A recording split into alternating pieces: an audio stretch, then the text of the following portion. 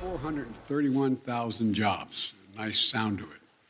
We also learned that in January and February, our economy created 100,000 more jobs than we previously had thought. That means that over the last 3 months, the economy has created more than 500,000, more than 500,000 jobs a month. Over the course of my presidency, our recovery has now created 7.9 million jobs. More jobs created over the first 14 months of any presidency in any term ever. And that's striking.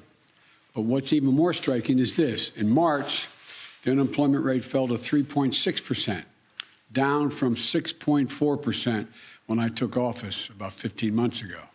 The fastest decline in unemployment to start a president's term ever recorded. In fact, there have been only 3 months in the last 50 years where the unemployment rate of America is lower than it is now. And what it means is clear, what is very clear. America are back to work. And that's good news for millions of families who have a little more breathing room and the dignity that comes from earning a paycheck, just the dignity of having a job. And more Americans get jobs as they do. It's going to help ease the supply pressures we've seen. And that's good news for fighting inflation. It's good news for our economy, and it means that our economy has gone from being on the mend to being on the move. You know, the American people, I think they're beginning to understand that this American Rescue Plan, and there's no reason why they should know the names of all these pieces of legislation that got passed. But the American Rescue Plan, with it, we were able to get Americans vaccinated, schools opened, and businesses humming.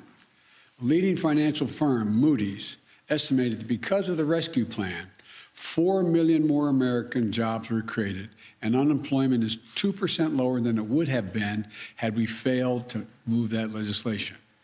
Thanks to our infrastructure law, we have more than 4,000 projects getting started this year, 4,000 in every single state in America, total of 4,000, and all 50 states rebuilding America. We're building a recovery worthy of American workers, strong and resilient. And we're going to be able to overcome the headwinds that it has of Delta, Omicron, and even more in Europe. Our policies are working, and we're getting results for the American people, which is what it's all about, to state the obvious. Record job creation, record unemployment declines, record wage gains. And by the way, jobs and unemployment are not just another statistic. They go directly to the core of what the economy represents, the ability for hardworking Americans to live with dignity, support their families, and build a better life for their children. People are making more money. They're finding better jobs. And after decades of being mistreated and paid too little, more and more American workers have real power now to get better wages and to do what's best for themselves and their families. Some people see that as a problem. We've had this discussion in the past. I don't. I see it as long overdue. So when you hear these numbers, they're not statistics. It's a statement of the type of economy we're fighting for. An economy, as I've been saying from the beginning, built from the bottom up and the middle out, not from the top down. When we do it that way, everybody does well. Everybody wins. Even though we created a record number of jobs, I know, that this job is not finished. We need to do more to get prices under control.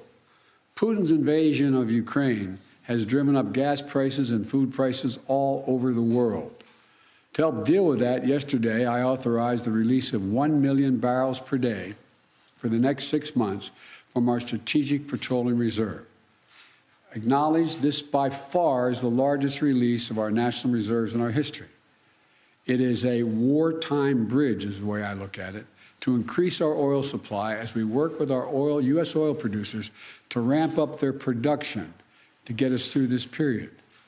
I've coordinated this release with partners and allies around the world.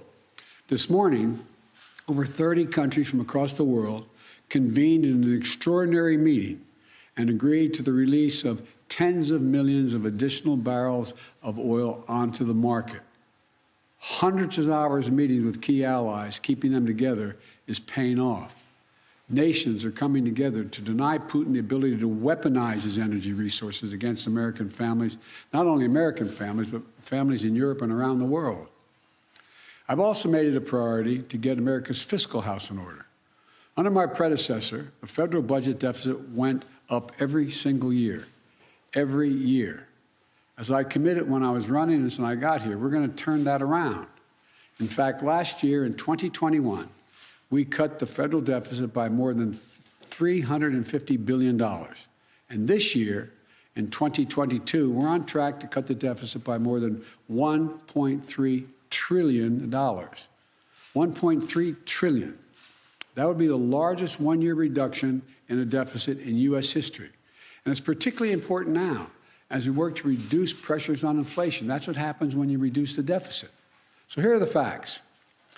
It was the previous administrations whose reckless policies and mismanagement led to the record budget deficits.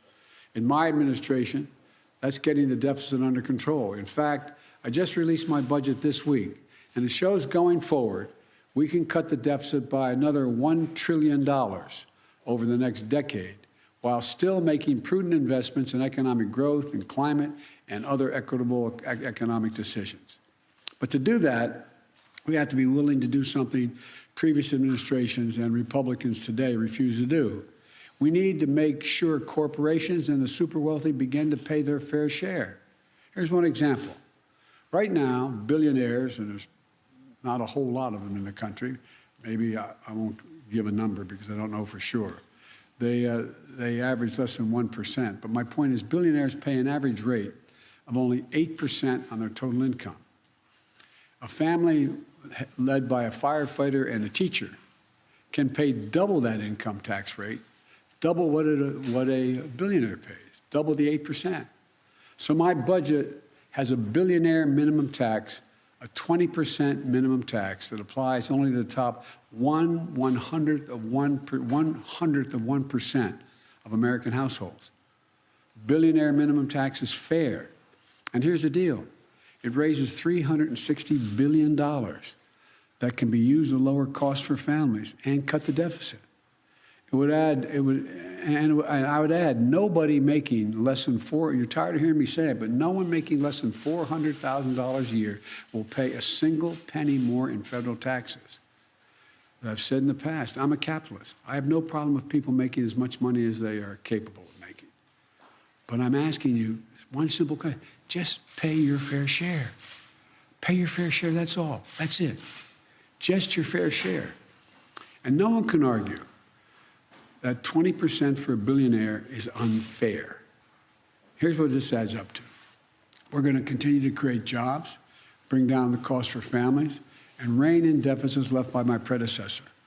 All important steps in to continue our historic progress to build a better America.